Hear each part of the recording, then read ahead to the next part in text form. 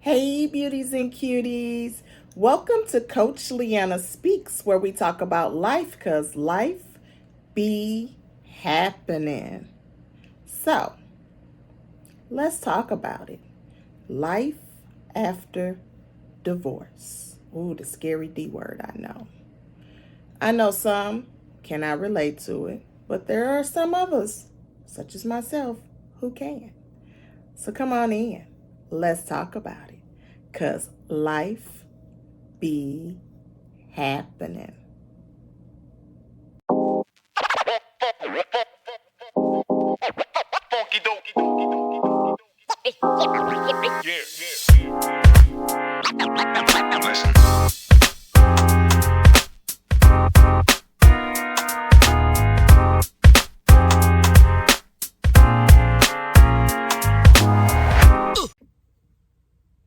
Hey, beauties and cuties. Welcome to Coach LeAnna Speaks, where we talk about life because life be happening. So, today's topic is life after divorce. Woo, that big scary D word. Let me say, no one that I know ever looks forward to divorcing. I feel like when you get married to be with that person for life. You're committed, you're doing everything you can to make that marriage work. And you want to be with that person. They are your life partner in your mind. But life happens and things don't always work the way we wish or want them to do, right? So let's talk about it. I am a part of Team Divorcee, however you want to pronounce it. I am a part of the team. I have been divorced for almost 2 years now. So I am in my healing journey and comfortable enough now to talk about it. A lot of people aren't, and that's a whole nother process. So my question is, when your divorce finalized, how did you move forward in life? Some people went out there and just was like, "Hey, I'm getting and doing any and everybody," or did you go through your actual healing journey and took time out to focus on and work on you? Now, I know for everybody it's different.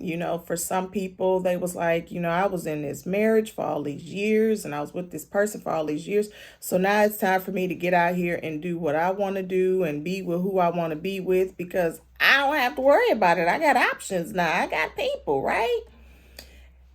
But is that healthy? I really feel like when we run out here and we start jumping into being with other people and dating other people and moving forward without actually working on you, you are not really getting over your divorce. You're just pushing it under the rug. Okay, I was married, now I'm divorced, but it's okay.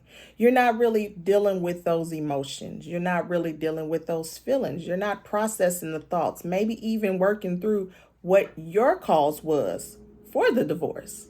Yep, I said it. Your cause for the divorce. A lot of times we don't want to accept that we did anything wrong. I ain't do nothing wrong. It was all the other person. It was them. It was them. It was them. Which is why I push for therapy or counseling a lot. Because I feel like after every major issue in your life that has actually come to an end, relationships, especially long-term relationships, marriages that have come into a divorce, if you've lost a family member or grieving, anything that has been a major impact in your life, I always feel like you need to talk to someone. You need therapy. You need counseling. You need to go through those emotions. Because a lot of times in those sessions, you start to realize I am the problem. It's accountability. And a lot of times we don't want to be accountable for anything that we did. I didn't do nothing. They lied. They cheated. I was just doing this. I was being a good husband, a good wife. I was making sure all the bills was paid. I was taking care of this. I was taking care of the kids. I did everything right. It was all them. They didn't do nothing right. But is that always true? See, I can be honest about myself. When I filed for divorce, right? And I filed for divorce, and I was like, "Oh, everything was his fault. It was his fault. He lied. He cheated. He didn't respect me. He didn't appreciate the good woman that he had." These were all my thoughts before therapy. And then I went to therapy, and the therapist started saying things and had me like rethinking my actions. Now, not rethinking my actions enough to say I want to go back to my ex-husband. No, no, no, no, no, no, no, no, no. But it had me taking accountability for the things that I had did. I wasn't right all the time.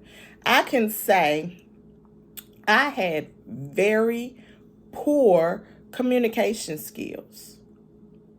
I would just shut down. I wouldn't say anything. I was good at the silent treatment, baby. That was the best thing I could do. I would just walk around the house and ignore the hell out of him all day for weeks on end. We just walk right past each other like we didn't know each other and didn't care. Like, these are the toxic traits that I implemented, but I blamed him because he just went right along with it because he didn't give a damn either, right? So I had to understand that I was at fault. I didn't always express my thoughts and my wants and my needs in a clear manner. What we have to understand is when you marry someone, you are not, you're marrying this person in your head for life. You want to be with this person for the rest of your life, or so you think. What I realized was marriage really wasn't for me and my ex-husband. We just did it, right?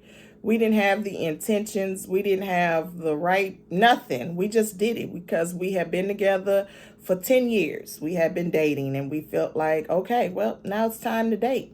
To go on to the next step. In 10 years, we had created 2 kids, got a house, had many cars. We had just lived our life, right? And honestly, it was cheaper to just stay dating. I'm just going to be honest with you. We could have stayed dating until we broke up 6 years later because the marriage was a fail. And it wasn't a healthy marriage. The relationship wasn't a healthy one. So, after divorce, he moved on. He moved on and got his life together and did him. I went to therapy. And when I met my therapist for the first time, I told her, I need to learn what life should be like for LeAnna after divorce. I don't really want to run out here and date anyone because this is the thing. I haven't been single in 22 years. And that's because when I was with my oldest son's father, we were together for 6 years. And I jumped out of that relationship and into the relationship with my ex-husband, and him and I were together for 16 years. So for 22 years, I had not been single. I didn't know what single life was like. And dating, listen, last time I dated, it was the 2000s, and life has tremendously changed since then. So I didn't know what to expect, what to look for. So I went to therapy because I knew there were a lot of things that I was holding in that I needed to work through. I needed to work toward my anger I had toward my ex-husband because I resented that I married you and I did everything I could to make it work, and you still didn't fight for me like I fought for you. I felt like I was hurt. And what I realized is that when I move forward, I don't want to take those hurt emotions from my past into the next relationship because it's not the next guy's fault, right? It's not their fault that it didn't work. So I can't take that in. And a lot of times we break up with people, even if it's not a divorce, we break up with people and jump into another relationship with someone else because we just want to have that void of loneliness and emptiness filled. But that's not healthy. You see, I told y'all, I jumped out of a relationship with my oldest son's father and jumped into the relationship with my ex-husband. I didn't give myself a time to heal. I didn't give myself a time to go through my emotions. So what I did was I carried all of that from that 6-year relationship into this 16-year relationship and took it on in. So 22 years, I didn't really heal or work through or understand or learn LeAnna or understand what I wanted seriously. I just accepted and dealt. So now here it is almost 2 years later, and it's life after divorce. Therapy, I've been going to therapy for all this time, and I've worked through a lot of emotions. Now, when I meet people and I talk to people, and I put my pinky toe out there to try to date, I realize LeAnna's still not ready. It's just so much that I'm still not ready. And now my standards are set up to a certain level that I'm just like, I'm not accepting too much. I'm getting too, I'm not saying I'm getting too old, because I ain't getting old, y'all. But my age is rising enough. I'm becoming more seasoned. We'll use that word. That now I know what I want, how I want it, and I'm not going to accept anything less. I had a friend tell me that my standards for my male friends are too high. No, I feel like my standards are where I need them to be at this moment. And sometimes I feel like they're not even high enough. But we're going to take it where it is, right? So I put my pinky toe out there, but I realize I'm not ready. But a lot of times there are so many people that don't put their pinky toe out there and realize that. They just jump in, swim, and they keep breaking hearts and hurting people because they're still hurt. So I'll say this. Life after divorce is what you make of it. But I always suggest you heal. After every major life impact, seek therapy or counseling. Talk to someone that has an unbiased opinion about your life. Don't go to no family members. Don't go to no friends, because they are going to be biased. So talk to someone that don't know you or your life, so that you can work through those feelings, those thoughts, those emotions. Become accountable for your part in the divorce, because it's not just the other partner's fault. We may think that in the beginning, but once you go to therapy, you start to realize it's not just him. I had some parts too. All right. So that's my little thing on life after divorce. Heal first before you move forward, because moving forward is not healthy. I'm just trying to tell you, it's not. I mean, it's fun. You get out there, you get to get your groove on, you feeling that void of loneliness. And I always tell people, don't allow those moments alone to take you back to places that you've come out of, right? You've met people, you've done things, and now because you're lonely and you're alone, now you want to go back to what you came from, right? It's not healthy.